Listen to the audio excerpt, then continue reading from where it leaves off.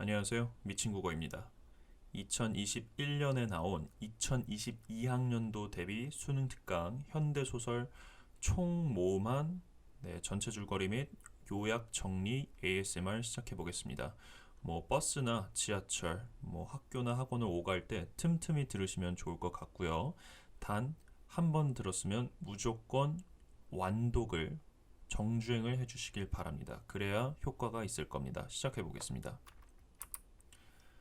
수능 특강 교과서 개념학습에 수록된 첫 번째 현대소설인 김채원의 겨울의 반입니다. 보통 수특 초반 작품은 출제가 잘 안 될 거라고 생각할 수 있지만 불과 작년 수특 교과서 개념학습에 수록된 황만근은 이렇게 말했다가 모의고사로 출제된 적이 있으니 초반이라고 무시하고 넘어가면 안 됩니다.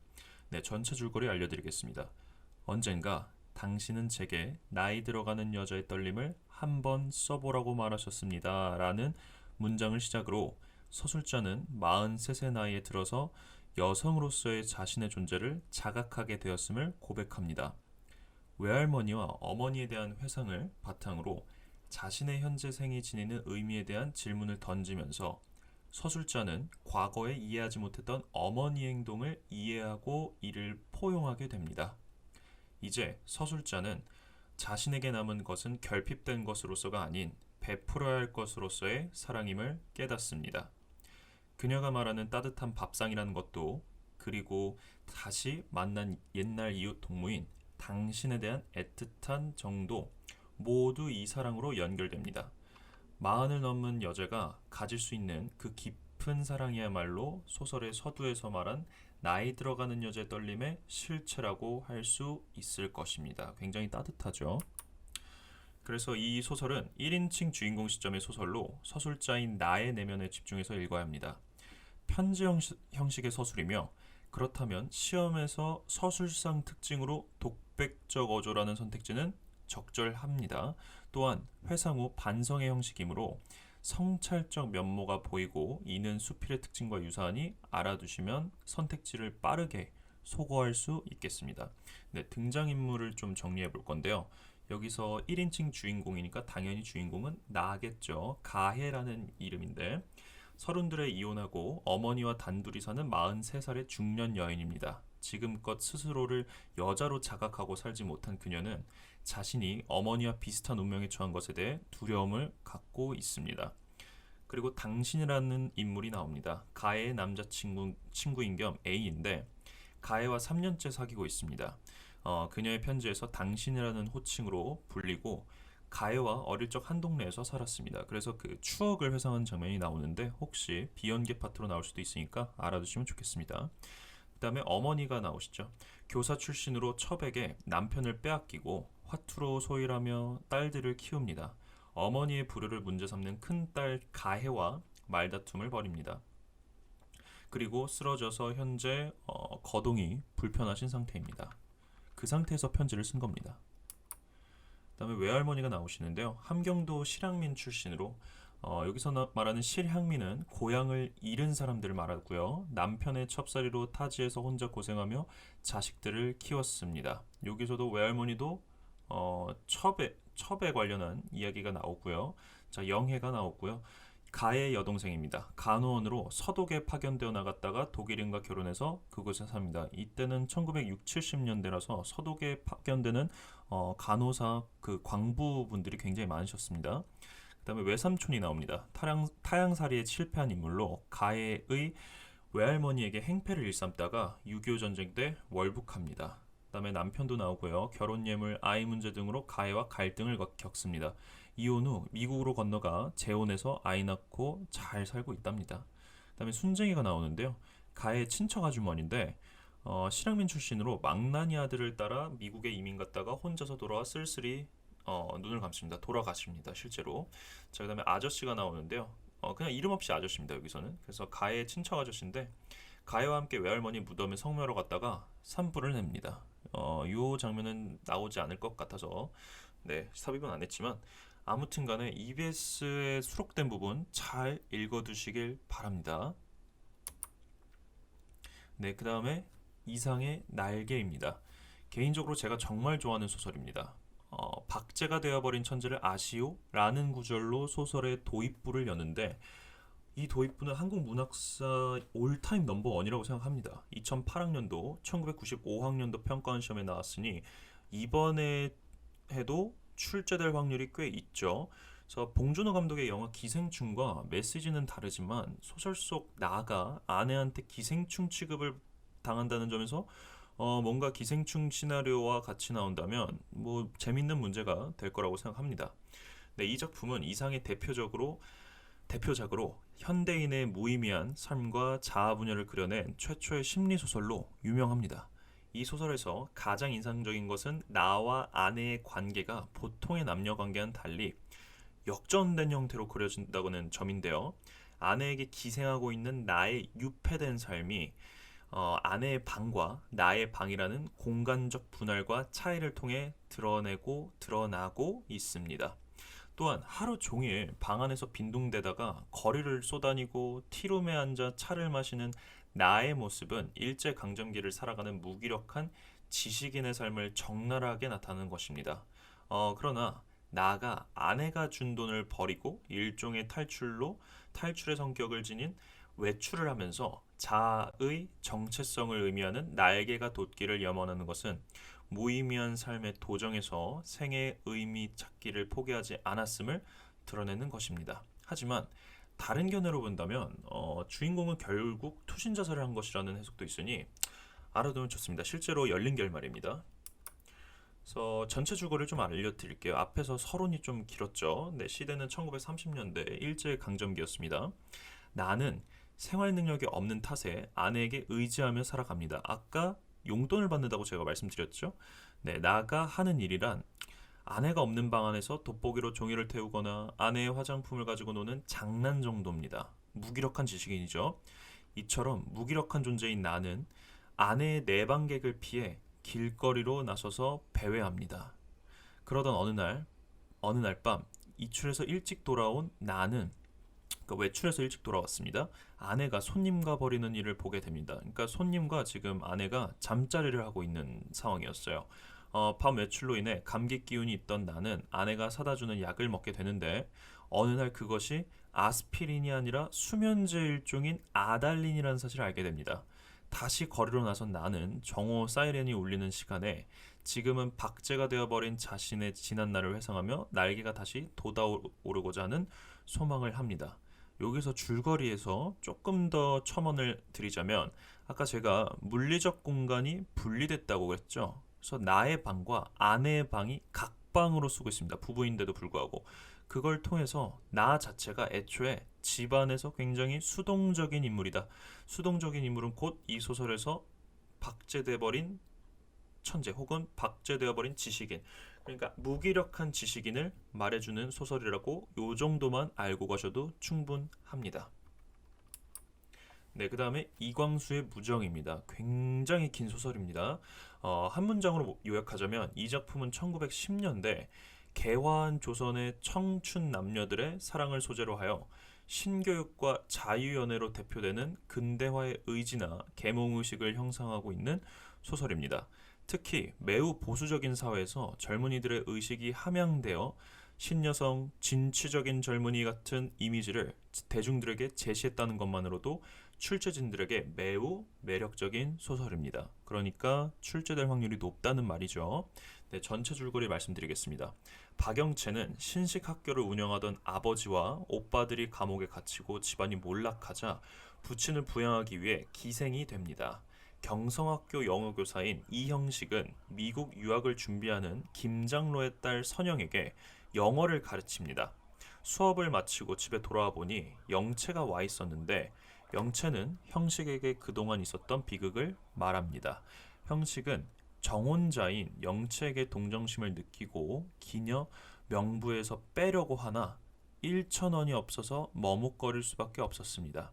그 사이에 영채는 경성학교 학감인 배명식과 경성학교 교주의 아들 김현수 일당에게 성폭행을 당합니다. 가슴이 아프죠.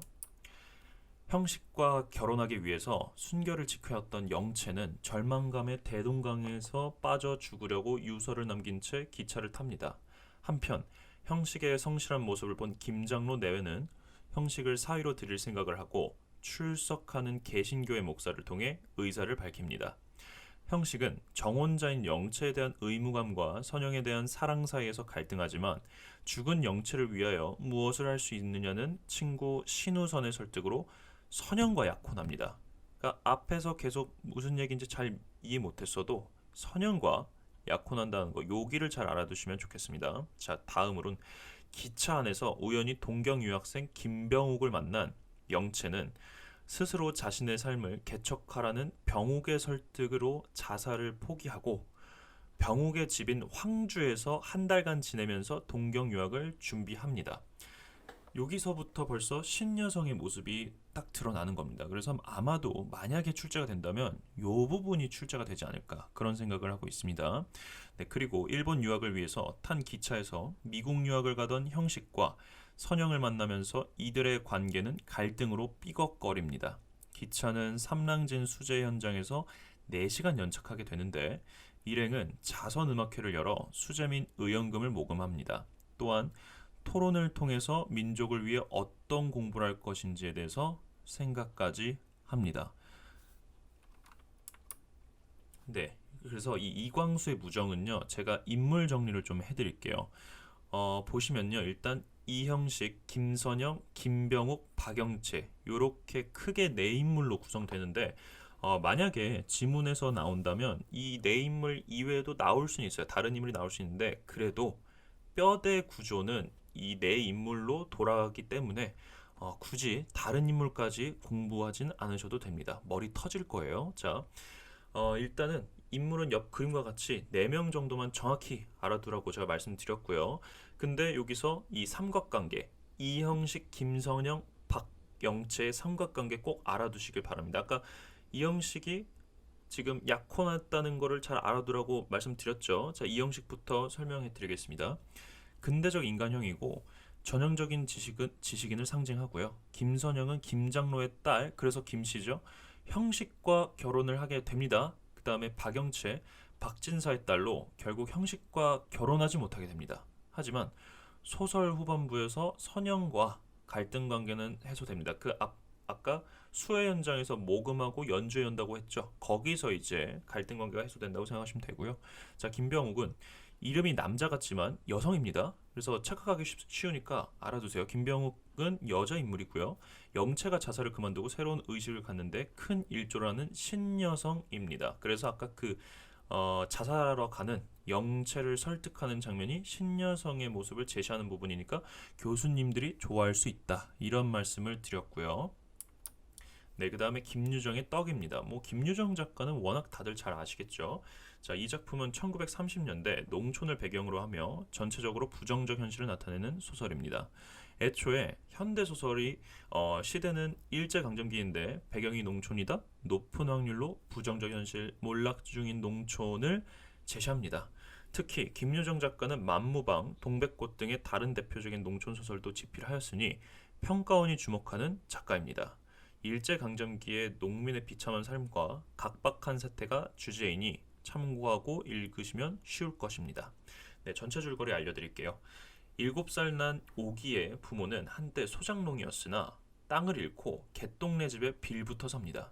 오기의 부친인 덕희와 오기 어머니는 생계 능력이 별로 없어 우중충한 방에 누워 배고픔을 견디는 날이 많고 덕희는 게으른 데다가 걸핏하면 술을 마시며 신세한탄을 합니다. 죽도 제대로 못 먹는 형편에 오기는 늘 먹을 것을 갈구하면서 지내며 덕희는 그런 오기를 모질게 대합니다. 하루는 개똥 어머니가 지주인 도사댁 생일 잔치에 가는데 그 뒤를 오기가 따라 나섭니다. 잔치집에 모여든 동네 계집들은 그런 오기를 박대하지만 도사댁 작은 아씨는 웃으면서 오기에게 큰 대접에 국밥을 말아줍니다. 작은 아씨는 오기가 순식간에 그릇을 비우는 것을 보고 이번에는 떡을 차례로 내어주고 오기는 이미 많은 양의 음식을 먹고도 떡들은 받아 꾸역꾸역 씹어 넘깁니다. 동네 계집들은 오기의 그런 행동을 말리지 않고 구경거리로 삼습니다. 오기는 집으로 돌아오는 길에 먹은 것을 전부 토해내고 몸살을 앓다가 겨우 낫습니다. 자, 다음으로 이태준의 돌다리입니다. 2012학년도 수능에 출제됐던 이력이 있습니다. 물질 중심주의적 태도에 대한 비판이 주제인 소설인데 2012학년도 기출을 보면 이러한 주제가 굉장히 명확하게 드러납니다. 2012학년도 기출 파트는 창섭과 창섭 아버지의 땅에 대한 가치관의 충돌이 대화로 드러나는 장면입니다.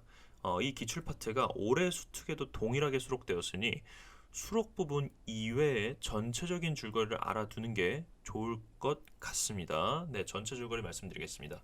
창섭은 어린 시절 누이 창옥이 의사의 오진으로 억울하게 죽어가던 모습을 본 이후 아버지가 바라던 고등 농림학교를 버리고 의전, 그러니까 요즘으로 따지면은 뭐 의사 전문 대학, 그러니까 의대라고 생각하시면 됩니다.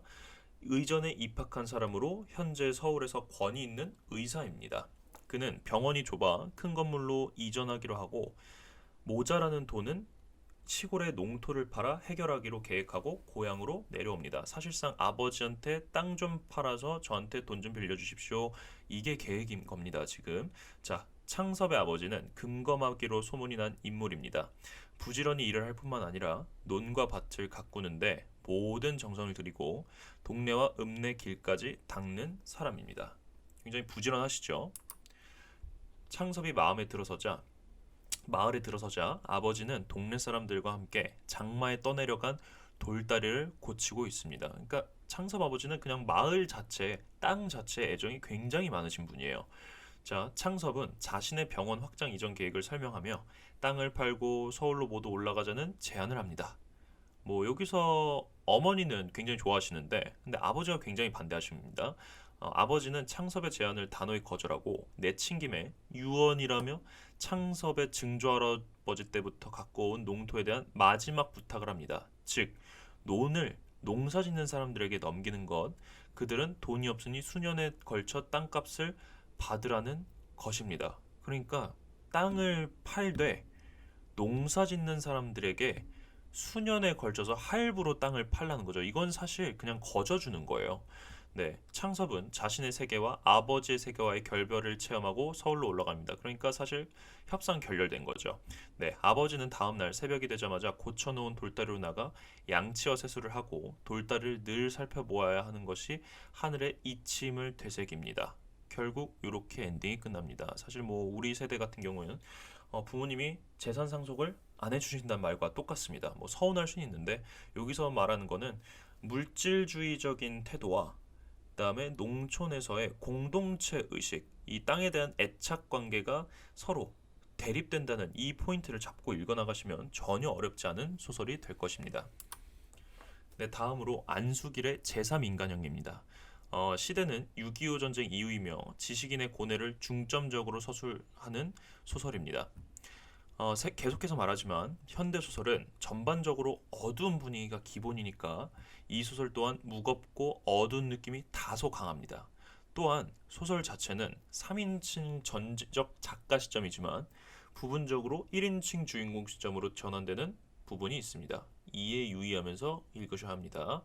자, 주제는 전쟁 속 세 인물이 가지는 삶에 대한 고민입니다. 전체 줄거리는요.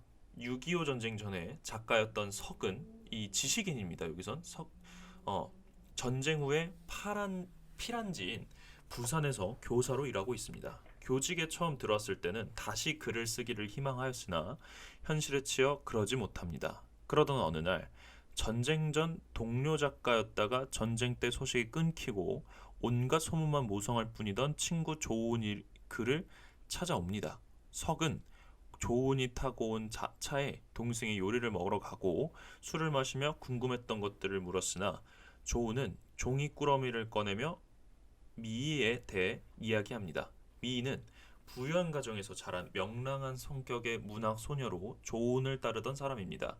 그러나 전쟁 중 미희의 집안은 몰락하고 전쟁 후 사업에 성공한 조은은 부산에서 우연히 다시 만난 그녀를 돕고 싶어 합니다. 네, 그래서 조은은 미희에게 다방을 차려주겠다고 제의하지만 미희는 생각할 여유를 달라고 합니다. 며칠 후 조은을 만나기로 한 날 미희는 간호장교의 지원에 시험을 보러 간다는 내용의 편지와 검정 넥타이를 담은 상자를 다방에 두고 떠납니다. 이를 계기로 조우는 자신의 정신적 타락을 깨닫게 됩니다. 조우에게서 이런 이야기를 들은 석 또한 미에게 강한 인상을 받고 그날 밤 집으로 돌아와 자신의 삶을 돌아보며 잠을 이루지 못합니다. 자, 이 제3인간형은요, 해석이 굉장히 중요하니까 잘 들어두세요. 자, 조우는 문학적 신념을 가진 작가지만 무능한 문인의 길을 버리고 철저한 사업가로 세속화되어 그렇게 살아가는 인간형입니다. 네, 그래서 첫 번째 인간형이 지금 제시됐죠. 지금의 모습이 자신의 길이 아님을 분명히 인식하고 있기 때문에 어, 언젠가는 원래 제자리로 돌아갈 수 있는 인물입니다. 네, 다시 변할 수 있는 인물이 조은이고요. 그 다음에 미인은 낙천적 성격의 문학소녀였지만 전쟁으로 인한 집안의 몰락으로 인해 고뇌에 빠집니다. 그러나 현실에 절망하지 않고 오히려 그것을 수용하며 자신이 살고 있는 사회를 위해 할 수 있는 일이라고 생각하며 간호장교의 길을 결단하고 떠납니다. 자, 그 다음에 세 번째로 석은 가장으로서의 책임감과 작가의 길에 대한 미련 사이에서 확실히 선택하지 못하고 무료한 시간과 회의에 젖어 피곤한 삶을 사는 인물입니다.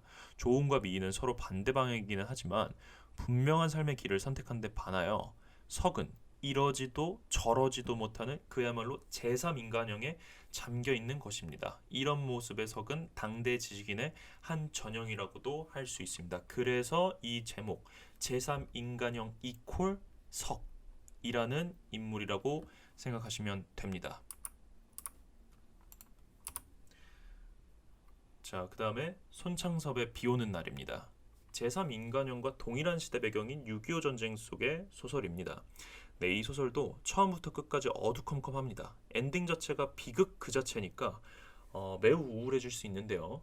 네, 주제는 전쟁으로 인한 절망적 현실과 무기력하고 황폐한 인간의 삶입니다. 전체 줄거리 알려드릴게요. 현재 동욱은 누이 동생 동욱과 1.45 때 월남에서 살고 있습니다. 소학교 시절부터 친구인 원구 역시 월남에서 행상을 하며 어렵게 살고 있으나 오히려 친구인 동욱과 동욱의 생활을 걱정합니다. 피난지 부산에서 원구는 리어카의 자파를 팔며 생계를 유지하고 있습니다. 동욱은 어려서부터 그림을 좋아하는 감수성이 예민한 인물로 왼쪽 다리를 쓸 수 없는 장애인입니다. 그의 오빠인 동욱은 대학에서 영문학을 전공하였으며 착실한 교인으로 목사 지망생이었습니다.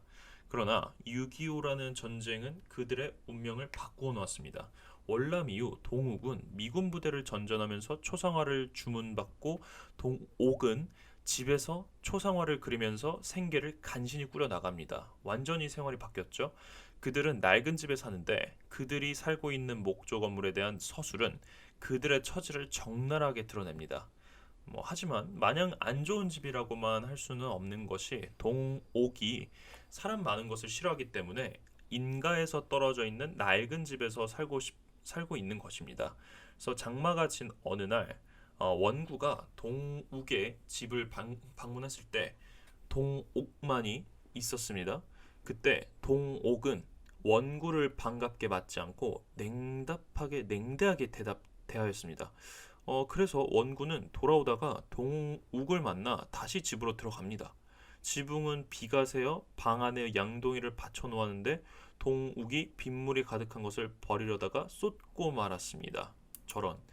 그때 원구는 물을 피하려 일어나는 동욱을 보고야 동욱이 달이 불구라는 것을 알았습니다.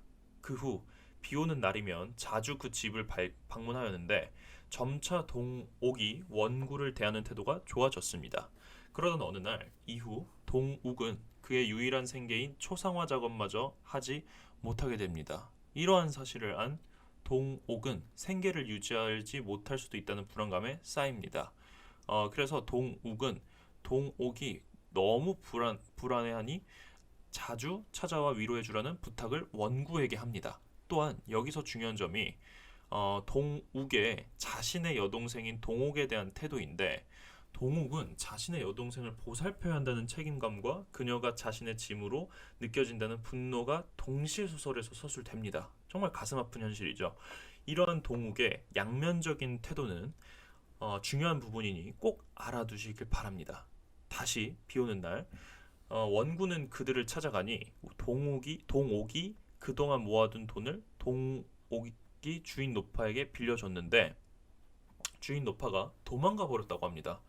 완전 사기를 먹은 거죠. 그래서 동옥은 더욱 절망해 있습니다. 엎친 데 덮친 격으로 동옥이 새들어 살던 집마저 주인이 몰래 팔고 도망가 버려 결국 그 집에서 나오게 됩니다. 원구가 한 달여 만에 그 집을 방문했을 때 이미 그들은 떠나고 없어 궁금해합니다. 새 주인으로부터 그들의 소식을 듣게 됐는데 아마도 동욱은 군대에 끌려가고, 그러니까 그 당시에는 이 증명이 없으면 군대 끌려가게 돼 있었습니다. 이 뭐 민증이라든지 뭐 전역증이라든지 그런 게 없으면, 자, 동옥은 몇 날 며칠을 울다가 원구에게 편지를 남기고 떠났는데 그 주인은 그 편지를 잃어버렸다고 원구에게 전합니다. 네. 여기서 지금 그 동옥이 사실 사창가에 팔려간 거예요. 정말 가슴 아프죠, 지금. 그래서 결국 원구는 분노하지만 그 정서가 무기력함으로 이어져 우울한 마음으로 이 소설은 끝이 납니다. 정말 뭐 교훈이랄 것도 없고 진짜 우울증 걸릴 것 같은 소설이었습니다. 네, 제목부터 우울하죠. 네, 여덟 번째 소설 서정인의 강 시작하겠습니다. 이 소설은 제목에 속지 않아야 하는 소설입니다. 제목은 강이지만 실제로 소설에는 강이 나오지 않습니다. 제목의 의미를 먼저 말하자면 그저 흘러가니까 살아가는 인생, 이런 의미를 상징합니다. 또한 이 소설의 가장 큰 특징은 인물들의 이름이 성으로만 표현되며 심리보다는 물론 후반의 심리가 서술되긴 합니다만 외양 묘사를 통해 인물을 설명하고 있습니다. 작가가 인물들의 이름을 성씨로만 표현한 것은 자신의 삶에 주체적으로 대응하지 못하며 소외된 인물상, 즉 수동적인 인물상을 제시하기 위해 이러한 익명성의 장치를 사용하였음을 먼저 알고 읽으면 더 좋습니다. 그리고 이 서정인의 강이라는 소설은 70년대 극찬을 받은 단편 소설이기에 출제자인 교수님들의 입장에서 출제하기 아주 좋은 소설이라고 저는 생각합니다. 네, 전체 줄거리 말씀드리겠습니다. 김 씨와 이 씨는 박 씨의 하숙생입니다. 진눈깨비가 흩날리는 날이었는데 세 명의 주인공인 김 씨, 이 씨, 박 씨 등은 군화리행 버스 안에서 버스가 출발하기를 기다리고 있습니다. 버스 안에는 실팍한 검정 외투 속에 고개를 웅크리고 있는 늙은 대학생 김 씨, 멋내는 것을 좋아하고 하얀 목도리에 밤색 잠바 차림인 세무서주사 이 씨, 그리고 털실로 짠 감색 고깔 모자를 귀 밑에 푹 눌러쓴 군 기피자이며 국민학교 선생을 그만둔 박 씨가 있고, 박 씨 곁에는 어울리지 않게 멋을 낸 여자가 타고 있습니다. 박 씨 집에서 하숙을 하는 김 씨와 이 씨, 그리고 박 씨는 군아리의 친구 결혼식에 참석하기 위해 버스에 오른 것입니다. 그래서 소설에 만약에 지문 속에 신혼집 뭐 혹은 혼사집 이런 게 나오면 그냥 결혼식이구나 라고 생각하시면 되겠습니다. 네, 예정 시간보다 30분이나 늦게 버스는 출발하고 김 씨만이 묵묵히 창밖에 진눈깨비를 감상할 뿐 이 씨와 박 씨는 함께 탄 여자, 그리고 차장과 노닥입니다. 거의 3시가 다 돼서 군아리에 내리게 되고 함께 오던 여자는 서울집이라는 간판이 붙어있는 곳으로 사라집니다. 세 사람은 군아리의 소박한 풍경을 즐기고 돌촌 감자방에 혼사집을 물어서 갑니다. 그날 밤 10시쯤에 그들은 술에 취해서 돌마을에서 나와 서로 의기투합하여 아까 버스를 함께 타고 온 여자가 들어간 서울집으로 술을 마시러 갑니다. 집을 잘못 들어 김 씨는 그냥 여인숙에서 머물며 잠을 청하게 되었고, 그 여인숙에서 학교에서 반장이를 보는 소년을 만나게 되는데, 소년을 바라보면서 어린 시절 우등생이었던 자신이 점차 자라면서 열등생이 되어가는 모습을 돌아보고는 상실감에 젖습니다. 요 대목이 사실 이 서정인의 강에 해당하는 가장 주제가 직접 개입되는 부분이니까 잘 알아두시길 바랍니다. 네, 한편 서울집에서는 박 씨와 이 씨가 낮에 보았던 여자와 함께 술을 마시며 즐깁니다. 박 씨는 무슨 일이든 자신감이 있는 이 씨를 바라보며 알 수 없는 열등의식과 질투심에 젖습니다. 여자는 김 씨가 늙은 대학생이라는 말에 놀라게 되고 방을 나와 김 씨를 찾아 나섭니다. 밖에는 소리 없이 내린 눈이 하얗게 쌓여가는 것을 발견하고 그녀는 김 씨의 새 신부가 된 자신을 상상으로 그려봅니다. 김 씨가 자는 여인숙 방으로 들어서 그녀는 누나가 되고 어머니도 되며 김 씨를 편히 눕히고 남풋볼 그러니까 불을 끄게 됩니다. 그리고 배경 묘사로 끝없는 눈이 내리는 걸로 소설은 끝이 납니다. 결국 주제는 현대 소시민들의 비애와 좌절입니다. 그래서 이게 딱히 눈 자체가 마지막에 내리는 배경을 눈으로 끝냈죠. 이게 현대인들의 힐링이다. 그런 설명도 있지만 결국에는 서정인의 강은 이 산업화 시대에서 소외된 소시민들의 비애, 상실감을 부각하기 위해서 만든 소설이니까 이 부분만 잘 알아두시면 되겠습니다. 네, 그 다음에 최인훈의 광장입니다. 이 소설도 굉장히 중요합니다.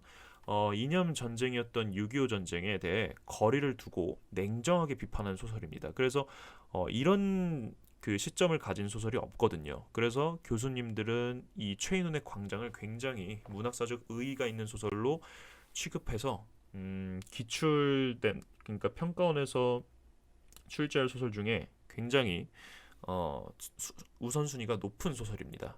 그래서 아무튼 남과 북에 존재하는 각각의 문제를 고발하기도 합니다. 작가는 최인훈 씨는 당시 남한의 빈부격차와 개인주의가 팽배해 있고 북한에서는 폐쇄성과 강제성이 짙은 공산주의의 존재를 비판합니다.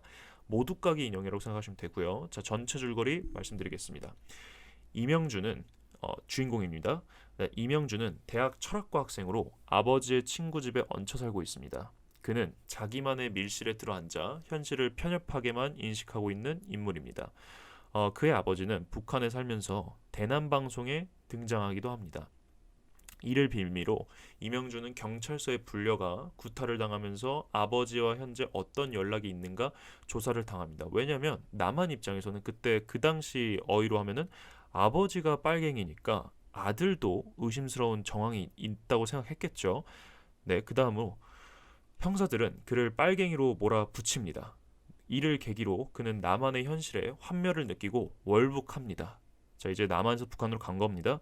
그러나 이명준의 비판적 눈에 북한 사회는 사회주의 제도에 굳어진 공식인 명령과 복종만이 보일 뿐이며 활기차고 정의로운 삶은 찾을 수가 없었습니다. 즉, 진정한 삶의 광장은 없었던 것입니다.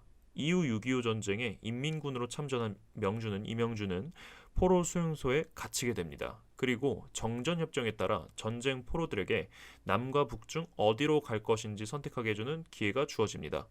여기서 명주는 제3국 인도입니다. 여기서 제3국을 선택하고 타고르호를 타고 인도로 떠나게 됩니다. 하지만 중립국에서도 자신의 이상을 찾지 못할 것을 생각하고 갑판 위에서 뛰어내립니다. 여기서 뛰어내린 이유를 더 생각해 보자면 일종의 허무주의적 상황에 처하게 된 것입니다. 생활과 윤리, 생윤이나 윤사를 하는 친구들은 알겠지만 결국 철학의 끝은 허무주의거든요. 여기서 애초에 이명주는 철학과 학생으로 설정된 이유가 이것 때문입니다. 네, 다음으로 뛰어내리기도 전 갈매기를 응시하는 장면이 나오는데 이는 이미 죽은 아내인 은혜와 자신의 딸을 떠올리게 하는 매개체 역할을 하기도 합니다. 따라서 이 세상 어디에도 자신이 지향하는 이상을 실현할 공간은 없다고 생각한 것입니다. 네, 요 최인훈의 광장은 조금 길이가 길어서 제가 등장인물 정리를 좀 해드리겠습니다. 네, 주인공 이명준입니다. 철학을 전공하는 대학생으로 진정한 광장을 찾아 월북할 정도로 이상주의자지만 결국 이념의 허상에 좌절하는 인물입니다. 그 다음 이형도라는 인물이 나옵니다. 명준의 아버지로 월북한 혁명가입니다. 그 다음에 윤애라는 인물이 나오는데요. 명준의 남한 애인입니다. 명준이 월북하자 명준의 친구 태식과 결혼합니다. 그 다음에 윤혜라는 인물이 나오는데요. 이번에는 명준의 북한 애인입니다. 북한군 간호장교로 명준의 아이를 가진 채 낙동강 전투에서 전사합니다. 근데 여기서 여러분 그런 생각이 드시죠? 그럼 윤혜와 윤혜 중에 이명준은 누굴 더 좋아했을지. 네, 소설 속에서 실제로 명준은 남한의 윤애보다 북한의 윤혜를 더욱 사랑간 것으로 묘사됩니다. 뭐 궁금할까봐 그냥 한번 적어놨습니다. 네, 그 다음에 김원일의 어둠의 혼입니다. 시대적 배경은 1945년 이후인 해방 직후입니다. 이후에 그 해방 이후에 첨예한 이념 대립을 보인 한반도 속 가정이 붕괴되고 개인이 받는 고통을 보여주는 소설입니다. 이 또한 굉장히 어두운 소설이니까 애초에 부정적 상황을 전제하고 읽으면 차라리 편합니다. 네, 어린아이의 시선을 빌려 서술되는 것이 포인트인데요. 이 어둠의 혼에서는 어린아이의 시선이 곧 작가가 말하고자 하는 것이 되는데, 이와 형식은 비슷하지만 의도는 반대인 사랑바 송님과 어머니라는 소설이 있습니다. 여기서 오키의 시선이 그저 어린아이가 이해할 수 있는 범위에서만 국한되어 있지만, 우리가 지금 보고 있는 어둠의 혼에서는 어린아이인 가페의 시선은 서술자가 말하고자 하는 것을 그대로 전달해 줍니다. 네, 전체 줄거리 바로 말씀드릴게요. 해방 후 좌익 활동을 하며 숨어 도망 다니던 아버지가 잡혔다는 소식과 아버지가 총살될 것이라는 소문이 마을에 퍼집니다. 방금 읽었던 최인훈의 광장과 비슷하죠. 네, 어린 나이인 나, 이제 이름이 가페입니다. 나는 아버지가 죽는다는 것보다 굶주림의 고통이 더 큽니다. 그래서 쌀 한 톨 생기지 않는 일에 목숨을 건 아버지를 미워합니다. 그러니까 이념을 위해서 뭐 운동을 하다가 잡힌 아버지를 미워하게 된 거죠. 그래서 이모 집에서 어머니를 만난 나는 그 지서에 붙잡혀 있는, 경찰서입니다. 지서는 그때 붙잡혀 있는 아버지를 만나보라는 얘기에 지서로, 경찰서로 갑니다. 지서를 나오던 이모부가 나를 뒤뜰로 데려가 아버지의 시체를 보여줍니다. 비로소 아버지가 죽었다는 것을 실감한 나는 울면서 강변으로 뛰어가서 강물처럼 쉬지 않고 자라야 한다던 아버지의 말을 떠올리며 집안의 기둥으로 용기를 가지고 힘차게 살아가겠다는 결심을 합니다. 네, 여기서 가페가 갑자기 쭉쭉 성장하는, 정신적으로 성장하는 과정을 보여준다는 게 포인트니까 알아두세요. 그래서 아무튼 이모부가 나에게 아버지의 시체를 보게 한 이유를 알고 싶었지만 6.25 전쟁이 터진 후 이모부도 돌아가셔서 여쭈어볼 수 없게 되었습니다. 그래서 결국에는 지금 뭐 이 김원일의 어둠의 혼이, 이게 지금 어린 아이가 이 이념 대립 이쪽을 통해서, 이념 대립을 통해서 성장했다는 게 포인트인데, 결국에는 지문에 나와도 가페의 성장 과정이 나올 확률이 굉장히 크니까 딱 요 대목만 잘 알아두시면 좋을 것 같습니다. 네, 그 다음에 홍성원의 무사와 악사입니다. 이 소설은 비판적 성격이 매우 강합니다. 지식인의 이기적이고 부패함을 비판한다는 내용이 주제며, 이는 제목과 직결됩니다. 그러니까 어떤 인물이 무사에 해당하고 어떤 인물이 악사에 해당하는지 한번 같이 봅시다. 네, 제목에서의 무사는 세상이 어지러울 때는 나서지 않다가 평온할 때만 칼을 뽑아 정의로운 척하는 위선적인 인물상을 나타내며, 이러한 무사를 옆에서 떠받드는 간신 같은 인물상을 악사라고 말하는 것입니다. 또한 액자식 구성의 소설이니 외화와 내화의 구분을 알아두면 좋을 것입니다. 그 구분을, 경계를 잘 알아두세요. 네, 전체 줄거리 말씀드리겠습니다. 먼저 외화부터 시작하겠습니다. 친구 김기범의 사망 소식을 손중호로부터 듣고 이제 이름은 정동근입니다. 나는 영안실로 갔다가 다음날 손중호가 고인의 인척이라도 찾아볼 수 있도록 도와달라고 하여 나는 그와 함께 김기범의 고향을 찾아 나섭니다. 이제 내화로 들어가겠습니다. 소학교 때부터 나의 친구인 김기범은 영민한 두뇌의 소유자인 동시에 배신을 잘했습니다. 김기범은 지극한 현실주의자였기 때문에 이득을 잘 따지는 성격이었습니다. 그러나 그의 배신은 결코 밉지가 않았습니다. 일본 유학 시절 학도병으로 끌려가는 조선인 학생들을 위한 출정식인 장행회에서 조선 만세를 부르자는 거사를 계획한 일이 있었습니다. 그때 김기범은 조선 만세, 일본 만세, 대동아 만세를 모두 부름으로써 거사를 계획한 동지들의 체면을 살리면서 그들의 감옥행을 막아주었습니다. 이해되시죠? 굉장히 머리가 좋은 거예요, 지금 김기범은. 또 해방 후에는 신문 기자로서 친일 행위자를 옹호하는 기사를 썼다가 테러를 당하기도 했는데, 그의 주장은 그들이 반민족적 행각을 하면서 마음의 고통이 심했을 것이니 인정상 무자비한 처단만이 능사가 아니라는 것이었습니다. 이러한 그의 유연한 성격은 아내의 불륜까지도 너그럽게 숨겨줄 정도로 파격적이었습니다. 아무튼 지금 내화 자체가 김기범이란 인물한테 초점이 맞춰져서 진행되는 거 보이시죠? 네. 어느 날 사회적 지위와 명성을 얻고 있던 오일규가 교통사고로 죽습니다. 오일규가 정치적 야심에 불타 민 의원에 출마했을 때 김기범은 그의 조직원으로 맹활약하다가 상대방 후보에게 매수되어서 그를 오일규를 배반했던 것이었습니다.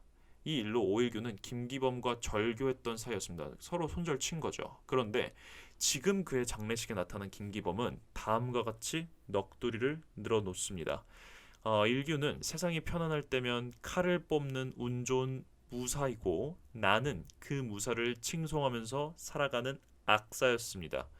무사님들이 모순에 찬 작업을 할 때 악사들은 뒷전에서 올소 소리 나면서 배고프지 않게 살면 그것이 우리의 사는 즐거움이라고 합니다. 그래서 무사와 악사는 서로 경멸하면서도 사이좋게 살아가는 법이라고 합니다. 그 후 김기범 역시 돌연 자취를 감춥니다. 그는 변성명을 한 채 시골에 들어가 도인의 삶을 삽니다.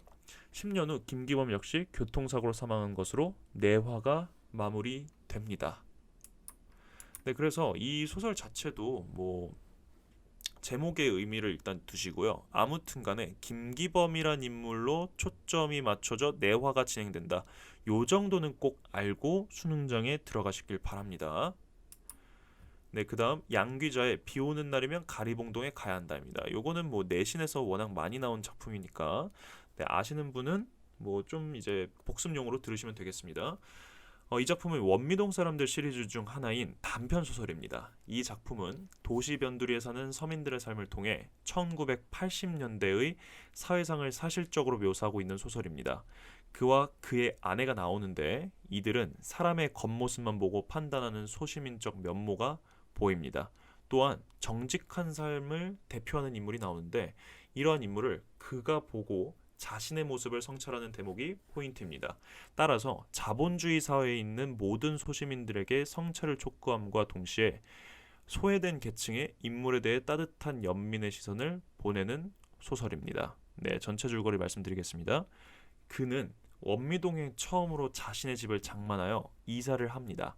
하지만 이사한 집은 매우 낡아서 집 수리비로 많은 돈이 들어갑니다. 어느 날 목욕탕 배수관에 문제가 생겨서 지인에게 임씨를 소개받습니다. 그는 임씨의 본업이 연탄 배달이라는 이야기를 듣고 욕실 공사를 맡긴 것을 후회합니다. 그리고 의외로 공사가 간단해진 것을 안 아내는 견적서대로 돈 주기를 아까워합니다. 벌써 소시민적인 모습이 보여지죠. 하지만 임씨는 힘든 옥상 공사까지 정성껏 해주고는 일을 마칩니다. 또한 일한 만큼만 계산해서 견적서를 수정하고 옥상 공사는 서비스라고 말합니다. 약간 머쓱하죠? 하루 종일 임씨에게 줄 돈을 아까워하며 공사비를 깎아보려던 아내와 그는 임씨의 진실성 앞에서 부끄러움을 느낍니다. 일을 끝낸 후 임금을 받은 임씨는 술을 사겠다고 하고 두 사람은 김반장네 형제 슈퍼 노천 의자에서 술을 마십니다. 임씨는 자신의 가족의 고통스러운 삶, 가진 자들에 대한 원망, 그리고 도피처로서의 고향에 가고 싶다는 희망을 동시에 표출합니다. 그리고 그는 임씨가 비가 오는 날이면 떼인 연탄값을 받기 위해 가리봉동에 간다는 이야기를 들으며 가난한 도시 빈민인 임씨의 처지를 연민의 시선으로 바라보며 소설은 끝납니다. 그래서 왜 비 오는 날이면 가리봉동에 가야 하는지 아시겠죠? 이것도 결국에는 현대 소시민들의 삶과 비애를 어느 정도 그려놓은 소설이니까 이렇게 알아두시면 좋겠습니다. 네, 그 다음으로 성석재의 투명인간입니다. 대한민국의 근대화 과정을 등장인물에 잘 투영한 소설입니다. 이 소설은 제목의 의미가 특히 중요합니다. 결론부터 말씀드리자면 주인공 김만수는 가족들을 위해 하루 20시간씩 일했지만 막상 돈을 많이 못 벌어 투명인간 취급을 받기에 투명인간이라는 제목이 나온 것입니다. 전쟁과 분단, 근대화 과정을 한 가족의 3세대, 그러니까 할아버지, 아버지, 아들 이렇게 3세대를 통해 보여주고 있으며 그에 따른 부정적 상황, 인물의 정서에 집중하며 읽으시길 바랍니다. 저는 개인적으로 이 투명 인간이 굉장히 나올 것 같은 굉장히 강한 느낌이 듭니다. 잘 알아두시길 바랍니다. 네, 전체 줄거리 말씀드리겠습니다. 소설은 김만수를 중심으로 서술되며 할아버지부터 손자까지 세 세대에 걸친 인물들이 나오는데요. 김만수의 조부 할아버지는 일제 억압을 피해 산골 깊은 곳에 숨어 살고 김만수의 부친은 농사일에 전념하며 6남매를 낳고 살아갑니다. 첫째 아들인 백수는 이름이 백수예요. 서울대에 입학하지만 등록금을 마련하기 위해 베트남 전쟁에 참전했다가 전사합니다.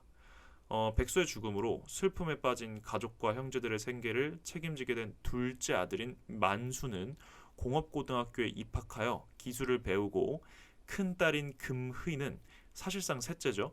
구로공단에 취직하기 위해 가출합니다. 네, 정말 어둡지 않습니까? 지금 가족 상황 자체가. 계속하겠습니다. 대학생이 된 셋째 아들 석수는 공활, 그러니까 설명해 드릴게요. 공장활동의 줄임말인데 이게 대학생들이 노동 현장에 가는 것인데 사실상 이게 시민운동과 성격이 유사합니다. 그래서 아무튼 공활에 참여했다가 수사기관에 끌려가서 모진 고문을 받고 그들의 수하가 됩니다.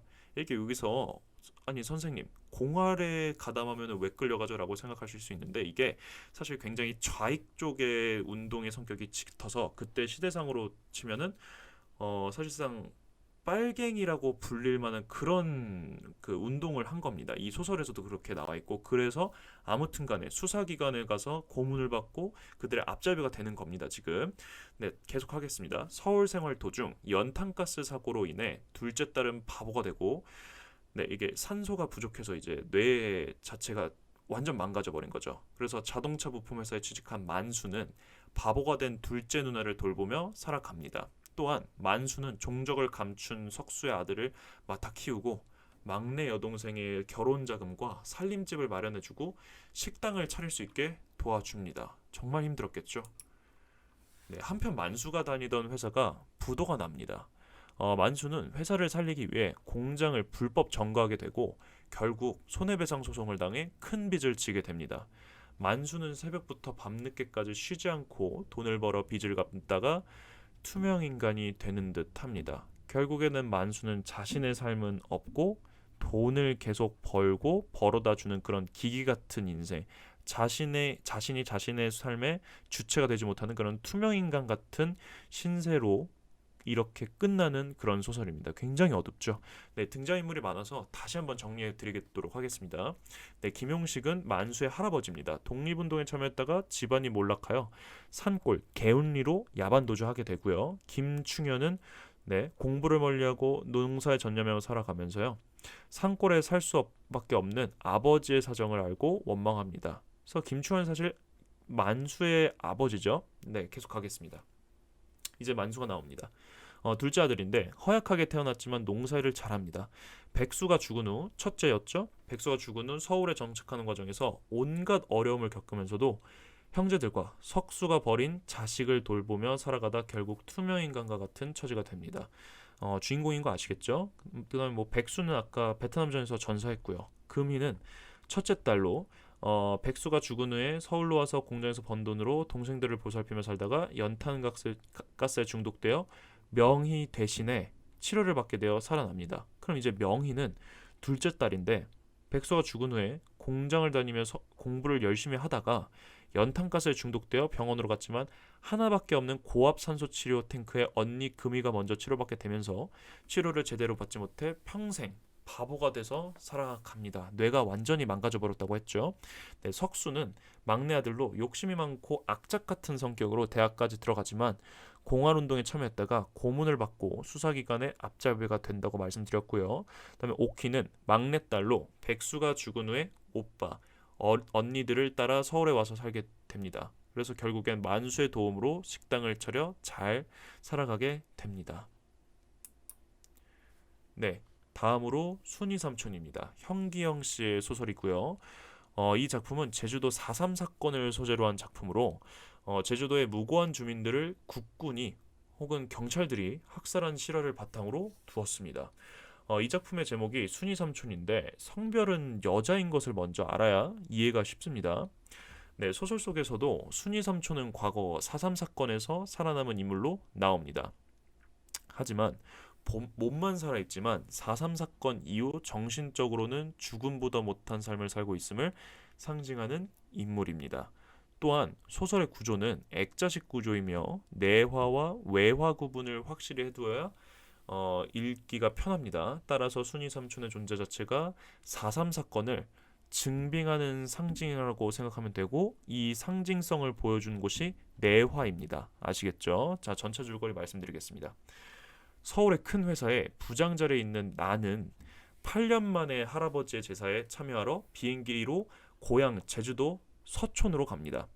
나는 7살 때 병으로 어머니를 여의고 4.3 사건 전에 아버지는 경찰을 피해 일본으로 밀항해 버렸기에 큰아버지 밑에서 사촌과 함께 자랐으며 무트로 건너와 공부하고 직장을 얻고 그럭저럭 15여 년을 보냈습니다. 네, 8년 만에 찾아간 고향인데 제삿날이기에 친척들이 한자리에 모일 수 있었습니다. 그런데 친척 중에서 꼭 있어야 할 순이 삼촌이 눈에 띄질 않았습니다. 제주도에서는 촌수 따지기가 어려워서 친척 어른을 남녀 구분 없이 삼촌이라 부르는데 순이 삼촌은 나이 많은 여인으로 불과 2달 전까지 1년간 나의 서울집에서 식모처럼 밥을 짓고 집을 봐주다가 어느 날 문득 내려가 터인데요. 알고 보니까 그 사이에 돌아가셨습니다. 네. 순이 삼촌의 죽음을 둘러싸고 이야기는 이제 풀려나가기 시작합니다. 나의 집에 와 있을 적에 순이 삼촌의 여러 정신분열 증상이 차례차례 밝혀지게 됩니다. 이제 퍼즐이 맞춰진다고 생각하시면 돼요. 아무도 탓하지 않았는데도 밥을 많이 먹는 식모라고 하여 자기를 흉본다고 화를 내거나 심지어는 생선 구운 석쇠까지 방 안으로 가져와 생선 부서진 것이 자기 잘못이 아님을 하나하나 입증하는 결벽증을 보이는데 이것은 상식을 넘어서는 행동이었습니다. 그렇죠. 지금 이해되시죠? 그녀를 데리러 온 사위, 그러니까 사실 순이 삼촌이 딸이 있었어요. 딸이 있는데 그래서 혼자 사시다가 그 딸의 남편이겠죠? 그 사위가 하는 말에 의하면 그녀의 순이 삼촌의 이런 기행이 이상한 행동이 모두 환청 때문임이 판명됩니다. 있지도 않은 소리를 들었다고 우기는 이런 신경장애의 원인을 차곡차곡 살펴나가면 1948년 제주도 4.3 사건의 현장으로 거슬러 올라갑니다. 네, 이제 내화가 시작됩니다. 외화가 조금 길었죠. 네, 30여 년 전 그의 음력 섣달 여드렛 날 그날은 유달리 바람이 끝이 맵고 시린 날이 있었습니다. 벼랑간 밖에서 연설 들으러 나오라는 고함 소리가 들렸습니다. 보통 때와 달리 군인들의 수십 명 퍼져 다니면서 재촉하였습니다. 빨리빨리 나오라고요. 군인들 가족과 순경 가족, 이어서 공무원 가족이 나머지 사람들과 분리되었습니다. 무언가 이상한 낌새를 눈치챈 마을 사람들은 동요하기 시작했습니다. 그러니까 갑자기 가족을 나눠버리니까요. 그때 군중 속에서 벼랑간 불이 났다고 소리쳤습니다. 마을엔 삽시간에 무서운 불길이 타오르고 있었습니다. 동요하는 마을 사람들을 군인들은 총으로 위협했습니다. 마을 사람들이 군인들에 의해 돼지 몰듯하여 우리의 시야 밖으로 사라지고 나면 잠시 후 총소리가 들렸습니다. 그렇게 차례차례 사람들은 이유도 없이 죽어나갔습니다. 그러나 작정 명령에 의해 소탕된 것은 대부분 노인과 아녀자들이었습니다. 그러니까 사실 이게 공산주의자들이 침입했다 이런 정보가 흘러나왔거든요. 그래서 아무튼간에 제주도 불황민들이 5.10 선거, 5월 10일 선거 그때 있었습니다. 5월 10일 선거 때 몇몇 공산주의자들이 선전 때문에 선거를 보이콧했다는 이유로 대부분의 남정네들은 밤에는 폭도에 쫓기고 낮에는 군경에 쫓겨 갈팡질팡합니다. 결국은 할 수 없이 굴 속으로 도피했던 것입니다. 그러니까 이게 제주도에 뭐 빨갱이가 들어왔다, 뭐 우리 민주주의를 위협한다 이런 뭐 남쪽으로 온 간첩들이 있다는 첩보 때문에 군인들이 이렇게 막 나섰다가 사실상 죄 없는 사람들만 죽이게 된 거죠.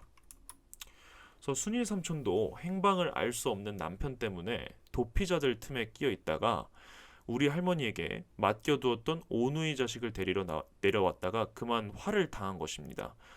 군경 측의 무리한 작전과 이념에 대한 맹신이 빚어낸 비극적인 사건이었습니다. 날이 어두워짐에 따라 마을을 태우는 불빛은 사방으로 퍼져 나갔습니다. 그날 밤 사람들은 모두 교실로 몰려 들어가 불안한 밤을 새웠는데 밤중에 우리들은 두 번 크게 놀랍니다. 한 번은 대바칫하면서 터지는 소리를 총소리로 잘못 알고 놀랐고 또 한 번은 죽은 줄만 알았던 순이 삼촌이 살아 돌아와 밖에서 유리창을 두드렸을 때였습니다.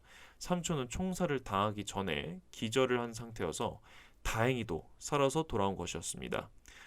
그 학살 현장에서 두 아이를 잃고 구사일생으로 살아난 순이 삼촌은 구 경찰에 대한 심한 기피증이 생겼고 결벽증까지 생겼으며 나중에는 환청 증세도 겹치게 된 것입니다. 이제 퍼즐이 끼워 맞춰지죠.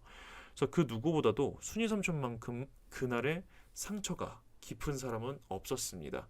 평생 그날의 사건으로 인한 충격에서 벗어나지 못하던 순이 삼촌은 자식이 둘이나 묻힌 그 옴팡밭에서 사람의 뼈와 탄피 등을 골라내며 30년을 과부로 살아오다가 그날의 일을 환청으로 듣게 되고 마침내 그 사륙의 현장에서 독약을 먹고 자살을 하게 된 것입니다.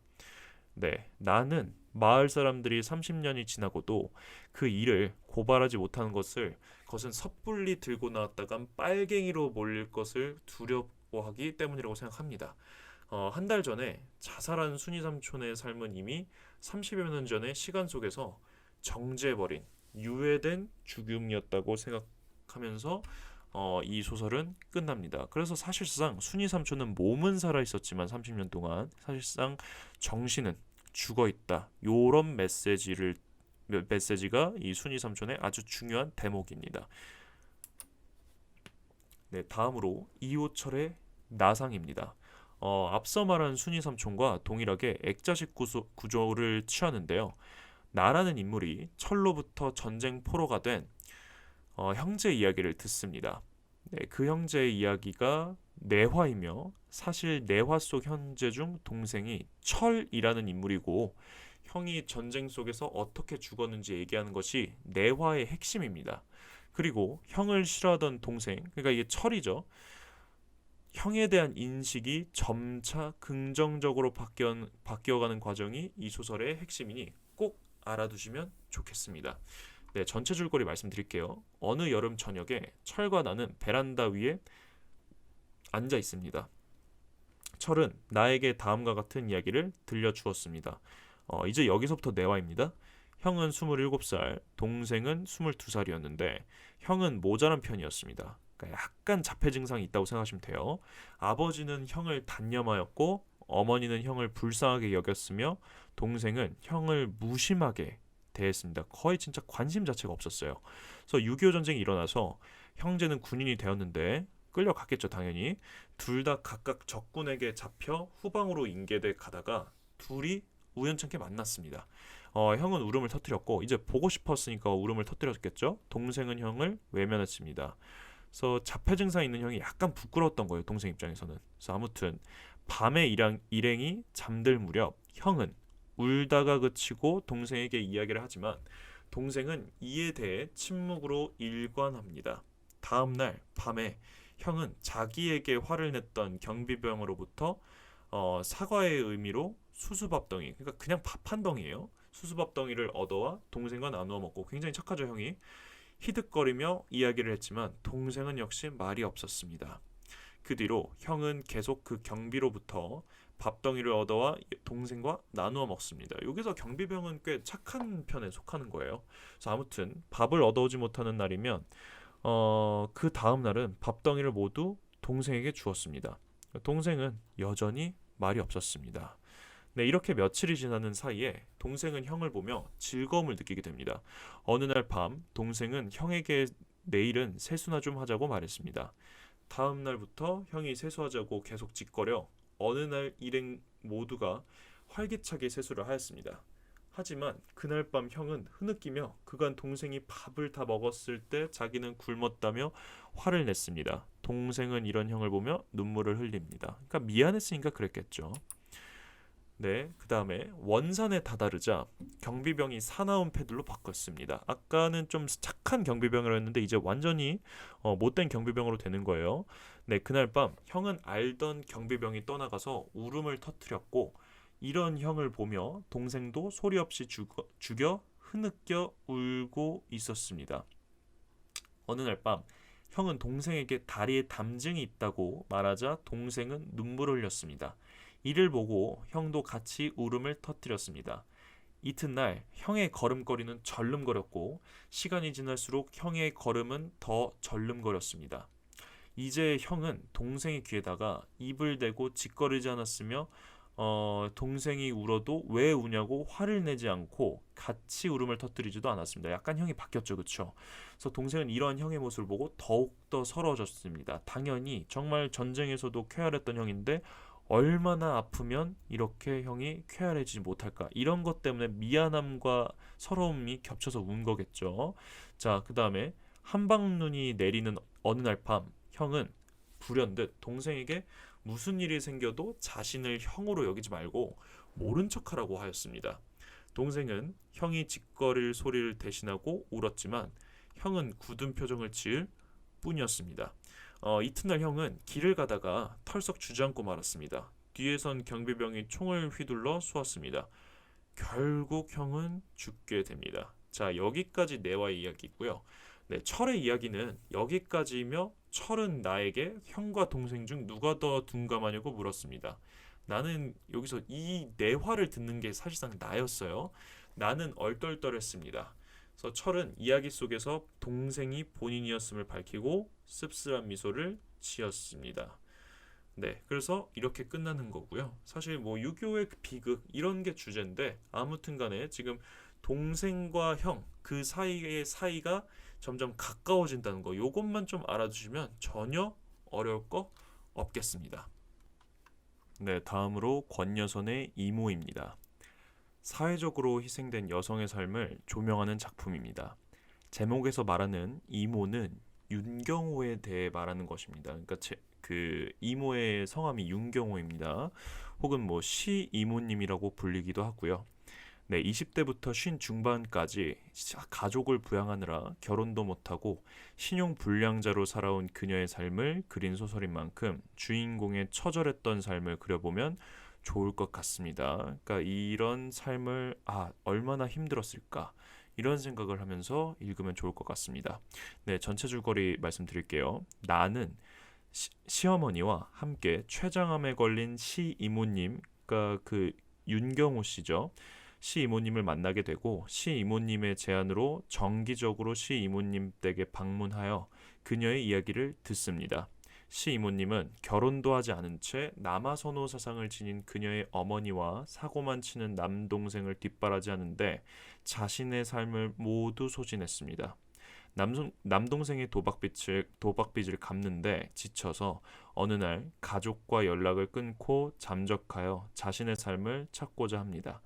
그 사이 병에 걸리고 작은 아파트에서 도서관과 집을 왔다 갔다 하며 가끔 자신을 방문하는 나에게 자신의 삶을 이야기하며 단촐하고 검소한 삶을 영위하며 지냅니다. 자신이 얼마 남지 않은 유산을 자신의 어머니와 여동생, 그러니까 나한테는 시어머니입니다.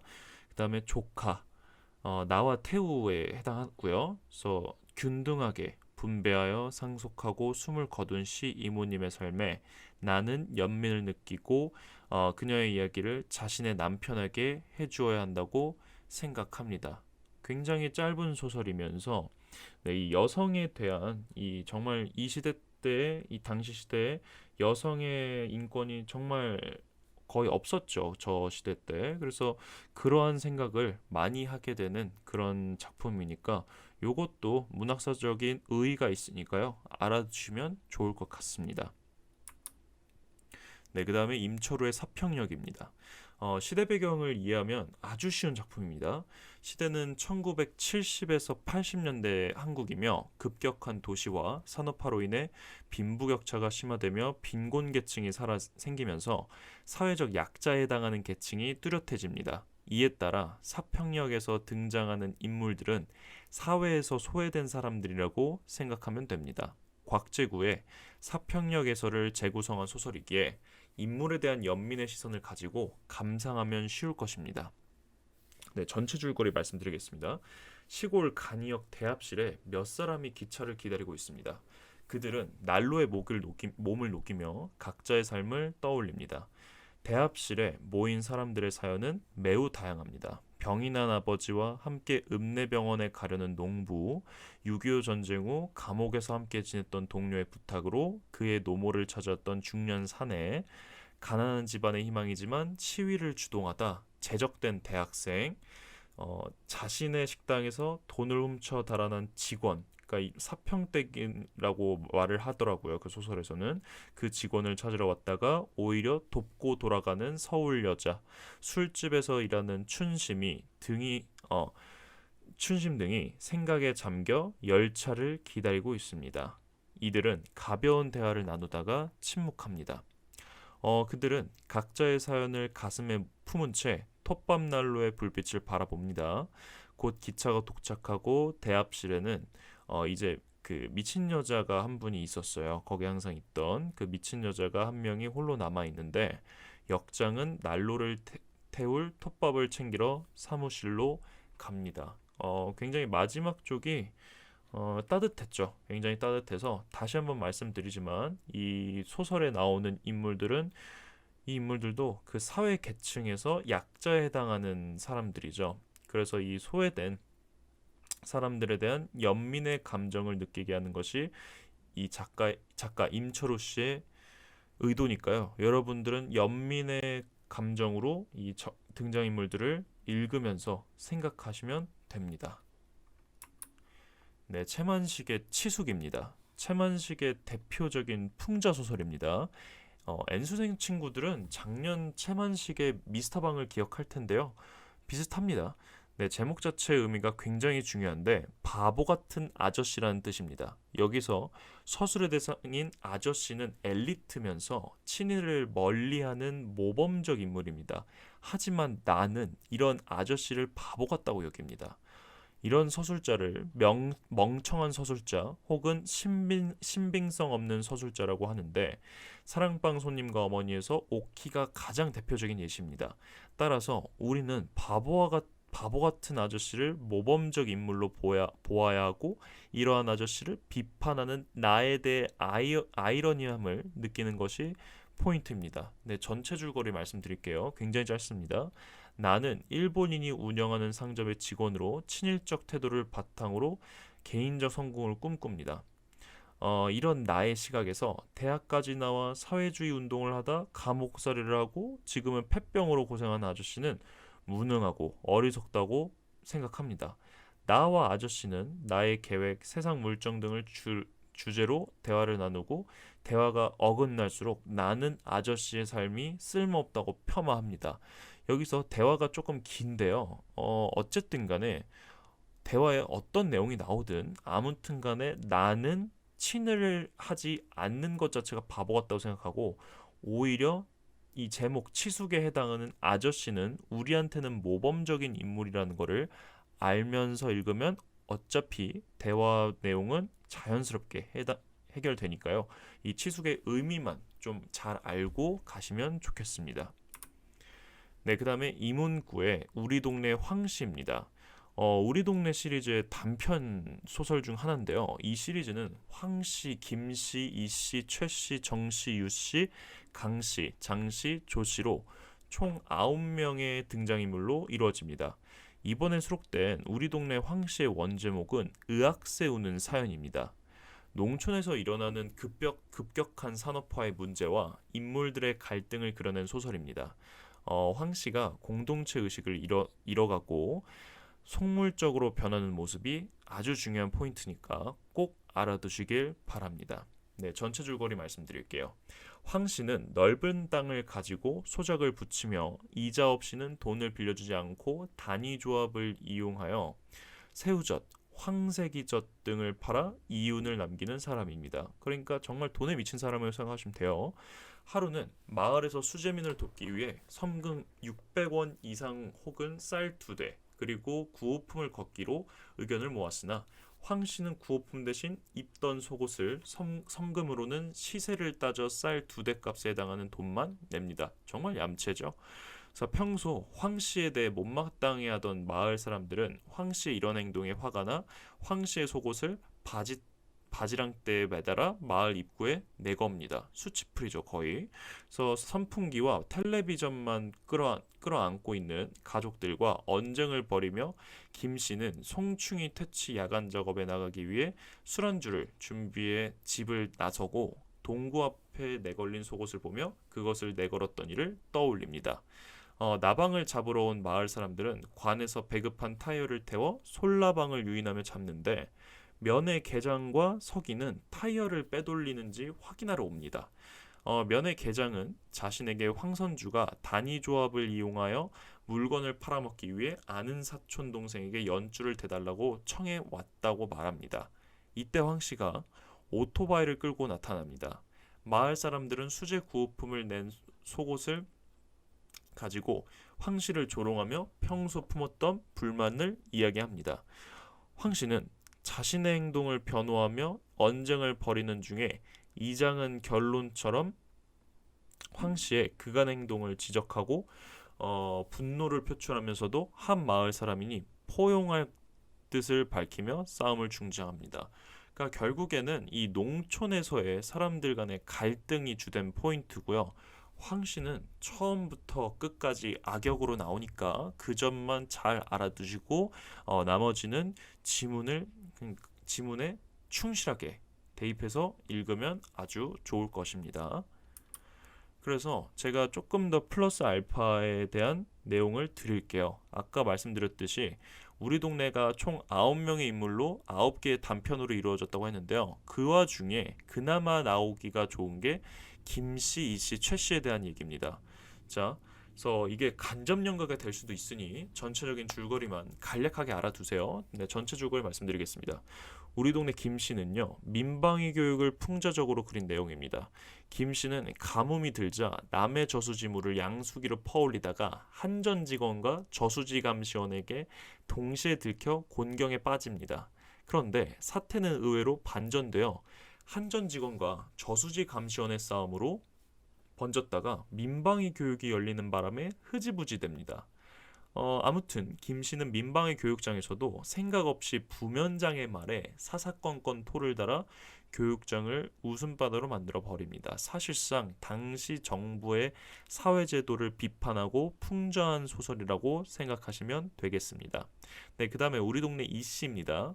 농촌에까지 번진 망년의 실태와 농촌 부녀자들의 관광여행, 변칙적으로 운영되는 농협의 실상, 농촌 가정의 도박 풍조 등으로 굉장히 사회를 비판적으로 그리고 있습니다. 이 역시 세태를 비판한 소설이라고 생각하시면 되겠습니다. 다음에 우리 동네 최씨입니다.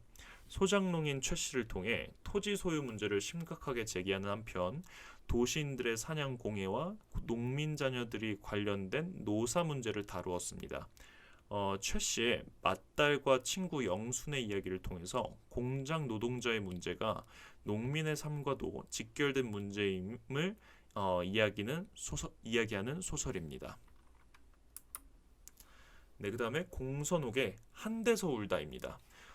두 장소에 대비되는 의미가 굉장히 중요한 소설입니다. 산업화된 삭막한 도시와 따뜻한 시골의 이미지가 대비됩니다. 또한 이러한 대비되는 공간 사이에서 고민하는 주인공 정휘의 내적 갈등이 중요한 포인트입니다. 그리고 이 소설의 제목의 의미도 알아두어야 합니다. 한데는 추운 곳, 얼어 죽는 곳이라는 의미가 있습니다. 따라서 주인공은 도시를 부정적인 장소로 인식하고 있으며 그런 곳에도 고통받는다라는 의미를 울다라고 표현한 것입니다. 네, 전체 줄거리 알려드릴게요. 정의는 어렵게 장만한 도시 아파트를 한 대로 인식하며 시골에서 살고 싶어 합니다. 정의는 남편을 설득하여 아파트에 세를 주고 시골로 이사하게 됩니다. 시골에서의 삶은 정의의 생각과는 다소 달랐습니다. 집주위에서 사냥꾼들과 다투게 되며 이유 탓이 도시로 가려고 합니다. 와중에 도시의 주차장에서 남성과 시비가 붙고 험한 욕을 듣습니다. 그날 시골로 다시 돌아오는 길에 자신을 따뜻하게 대하는 번개탄 장수를 만났는데 이 번개탄 장수를 보고 시골에서의 삶에 위안을 얻고 시골에 정착을 결심합니다. 결국에는 도시와 시골에 두고 고민을 하다가 정의는 이제 시골에서 살아야겠다는 결론을 내린다는 것만 알고 계시면 굉장히 편할 것 같습니다. 네, 그 다음에 이동하의 문 앞에서입니다. 집 밖에서의 주인공, 그러니까 그라고 나와요. 주인공과 아버지의 데이트 장면이 이 소설의 사실상 전부라고 생각하시면 됩니다. 내용적으로는 단순하지만 전체적인 의미를 잘 생각하면서 읽어야 합니다. 네, 전체 줄거리 말씀드리겠습니다. 그는 집문이 잠겨 있어서 들어가지 못하는 상황부터 이제 피력이 됩니다. 그리고 아버지도 마침 만나게 됩니다. 집에 들어가려고 하지만 쉽지 않아서 부자가는 그냥 잘 됐다고 데이트를 하게 됩니다. 그리고 이 당시만 해도 비밀번호가 아니었어요. 집이 그냥 열쇠가 없으면 못 들어간다 이런 생각을 하시면 됩니다. 아시겠죠? 그래서 그는 아버지와 오랜만에 이런저런 얘기를 나누며 안경점, 양복점, 식당 등을 모시고 갑니다. 그날따라 그의 눈에는 아버지가 초라해 보였기 때문에 부지런히 모시고 다녔던 이유도 있습니다. 그리고 근처 목욕탕에도 함께 갑니다. 그는 아버지의 겨드랑이 아래쪽에 길게 난 상처를 보게 됩니다. 이 상처는 아버지가 6.25 참전으로 생긴 상처인 것을 알지만 전쟁은 아버지의 정신까지도 상처를 냈다고 생각합니다. 이러한 과정에서 그동안 아버지가 살아왔던 세상, 가장으로서의 무게를 이해하게 되면서 이 소설은 끝이 납니다. 굉장히 간단하죠. 그래서 아들과 아버지의 이러한 대화 과정을 통해서 이 두 인물이 점점 더 가까워진다는 이 인물 관계, 정서의 유대감만 좀 알아두시면 편할 것 같습니다. 네, 그 다음에 염상섭의 만세전입니다. 제목부터 시대상을 제시합니다. 여기서 만세는 3.1 만세운동을 의미하며 제목은 곧 3.1운동 이전이라고 생각하면 됩니다. 사실 이 소설의 원제목은 묘지입니다. 벌써 부정적 정서가 강하게 드는 제목인데요. 이 작품은 지식인의 시선에서 당대 식민지 조선의 현실을 적나라하게 표현하였습니다. 또한 소설의 형식 여로형 구조를 보이는데 동경, 부산, 김천, 대전, 경성, 다시 동경 이렇게 이런 것 같은 긴 여정을 통해 주인공의 보고 느끼는 것을 제시하니까 장소의 이동에 따른 인물의 내면 심리를 잘 잡으면서 읽어주세요. 자, 전체 줄거리 말씀드리겠습니다. 조선에서 만세운동이 일어나기 한 해 전 겨울 일본에 유학 중인 이인화입니다. 나는 서울에 있는 아내가 위독하다는 전보를 받고 귀국합니다. 하지만 도중에 술집 여급인 정자를 만나 술도 마시고 한때 마음에 두었던 음악학교 학생이 올라도 만나는 등 늑장을 부립니다. 미친 거죠. 네, 나는 귀국하는 배 안에 목욕탕에서 조서의 노무자를 경멸하는 일본인들의 이야기를 듣고 민족적 울분을 느끼는데 이런 상황은 부산에서 기차를 타고 상경하는 동안 계속됩니다. 상경하는 기차 안에서 나는 주눅이 든 젊은 사람들의 얼굴과 비참한 웃음을 보며 마음속으로 조선 현실을 공동묘지라고 외칩니다. 집에 도착해 보니 병을 방치해 아내는 거의 빈사 상태였습니다. 결국 아내는 세상을 떠나는데 나는 가엾다는 생각을 하지만 눈물을 흘리지는 않습니다. 그리고 큰집 형이 재혼을 권하자 겨우 무덤 속에서 빠져나가는데요 라며 다시 일본으로 향합니다. 결국에는 이게 사실 이 시대 배경도 조금 아시면은 도움이 많이 될 건데 우리가 1945년에 독립하지 않습니까? 근데 이 만세전 자체의 배경은 한창 일제강점기 중심 때였죠. 그래서 사실 그 시대 때 사람들은 독립이 정말로 될 거라고 생각했을까요? 여러분은 그 시대 때 태어난다면 정말 독립운동을 할 수 있었을까요? 사실상 국민의 대다수가 다시는 조선이 오지 않을 거라고, 사실 이제 일본의 속국으로 살 것이라고 생각했습니다. 실제로도요. 그래서 그 시대상을 반영한 소설이 이 염상섭의 만세전이라 교수님들이 매우 좋아합니다. 정말 그때 우울했던 조선의 풍경을 잘 그린 소설이니까 이런 점 알아두시면서 잘 알아두시면 좋겠습니다. 황석영의 삼포 가는 길입니다. 1970년대 산업화 시대를 대표하는 소설입니다. 삼포 가는 길뿐만 아니라 산업화 시대에 관련한 시대 배경이 등장한다면 고향의 상실이라는 키워드를 기억하면 좋습니다. 또한 궁핍한 민중의 삶도 동반됩니다. 이 작품은 주로 대화나 행동 묘사를 통해 극적인 효과를 주는 서술 방식을 보이고 있기 때문에 삼포 가는 길이 출제된다면 인물들의 대사에 집중해야 합니다. 전체 줄거리 드리겠습니다. 공사판을 떠돌아다니는 영달은 넉 달 동안 머물러 있던 공사판의 공사가 중단되자 밥값을 떼어먹고 도망쳐 나옵니다. 어디로 갈까 망설이다가 정씨를 만나 동행이 됩니다. 정씨는 교도소에서 목공, 용접 등의 기술을 배우고 추록하여 영다리처럼 공사판을 떠돌아다니던 노동자인데, 그는 영다리와는 달리 정착을 위해 고향인 삼포로 향하는 길입니다. 그들은 찬샘이라는 마을에서 백화라는 색시가 도망을 쳤다는 사실을 알게 됩니다. 술집 주인으로부터 그녀를 잡아오면 10,000원을 주겠다는 제안을 받습니다. 그들은 감천으로 행선지를 바꾸어 가던 중에 도망친 백화를 만납니다. 백화는 이제 겨우 22살이지만 18에 가출해서 수많은 술집을 전전해선 지 30이 훨씬 넘은 여자처럼 늙어 보이는 작부였습니다. 그들은 그녀의 신세가 측은하게 느껴져 동행하게 됩니다.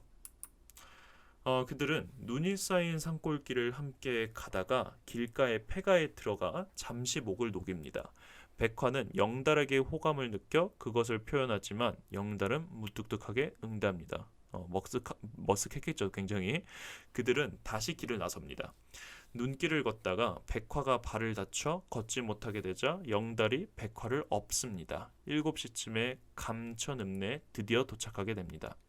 역에 도착하자 백화는 영달에게 자기 고향으로 함께 가자는 제안을 하지만 영달은 이에 응하지 않고 2번 깠네요. 자신의 비상금을 모두 털어 백화에게 차표와 요깃거리를 사줍니다. 그나마 그래도 이 정도까지 해주네요. 백화가 떠난 후 영달과 정선은 삼포로 가는 기차를 기다리던 중 삼포에도 공사판이 벌어졌다는 사실을 알게 됩니다.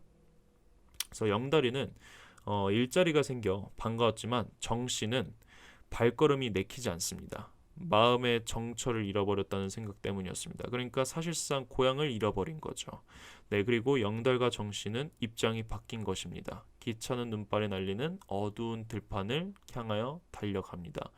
그러니까 사실상 고향이 없어져서 자신과 같이 동행하던 사람은 오히려 재개발되는 곳에 일거리가 있는, 공사판이 많으니까 오히려 좋아하는, 이런 아이러니한 상황으로 이 작품을 끝내는 것 자체가 굉장히 표현이 좋고 문학사적 가치가 있기 때문에 삼포 가는 길은 항상 나올 것에 대비를 해두셔야 됩니다.